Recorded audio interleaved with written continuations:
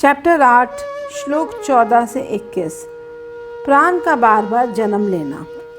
चेतना कहीं भी होते हुए जो सदैव मुझे याद रखता है और मुझ में रमे हुए उस योगी को मैं हर समय सहेजता से उपलब्ध हूँ। अर्जुन, मुझे प्राप्त हुए महात्मा परम को पाकर दुख के घर नाशवान स्थिति और पुनर्जन्म को नहीं पाते हैं। ब्रह्मलोक तक सब लोग बार बार पैदा करने वाले हैं, परंतु मुझे पाने के बाद पुनर्जन्म नहीं होता है। तो अर्जुन पूछते हैं, तो पुनर्जन्म किसका होता है? हे अर्जुन, ब्रह्मलोक तक सभी लोग पुण्यवती हैं, इसलिए उस लोक में जाने पर फिर लौटकर आना ही पड़ता है, अर्थात फिर जन्म लेना ही पड़ता है। परंतु हे अर्जुन, मेरी प्राप्ति होने के बाद फिर किसी को भी जन्म नहीं लेना पड़ता है। अर्जुन श्री कृष्ण से पूछते हैं कि काल की अवधि क्या है?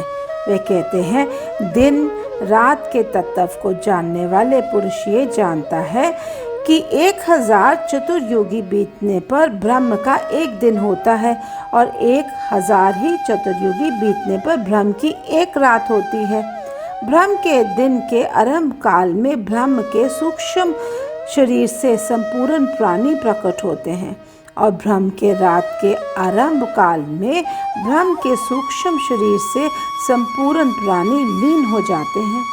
तो अर्जुन पूछते हैं, तो बार बार प्राणी को जन्म और मरना क्यों पड़ता है भगवान?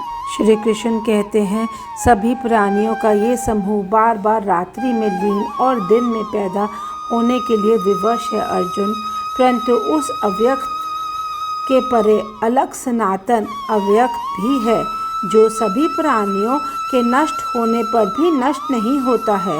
उस अव्यक्त और नाश रहित पर पहुँचने को परम गति कहते हैं, जिसे पाकर वापस लौटना नहीं पड़ता, और वही मेरा परम धाम है। अर्जुन, उस परम स्थिति को अटूट भक्ति से पाया जा सकता है, जिसके अंतर्गत सभी प्राणी हैं और जिसमें ये सारा संसार व्यक्त है। मूल सार ये है कि यहाँ पे श्री कृष्ण समझाना चाहते हैं कि जो मुझ में लीन होना चाहता है उसको बार बार मेरा ध्यान करना बहुत ज़रूरी है। हर वक्त मेरे बारे में ध्यान करेंगे तो वो जिस भगवान का हम ध्यान करेंगे तो वो भगवान हमारे लिए हमेशा अवेलेबल है, हमारी सारी प्रॉब्लम्स को सॉल्व करने के लिए। और जब हम अपने भगवान में लीन हो जाते हैं तो हम उस परम गति को पा जाते हैं और हमारा फिर पुनर्जन्म नहीं होता है।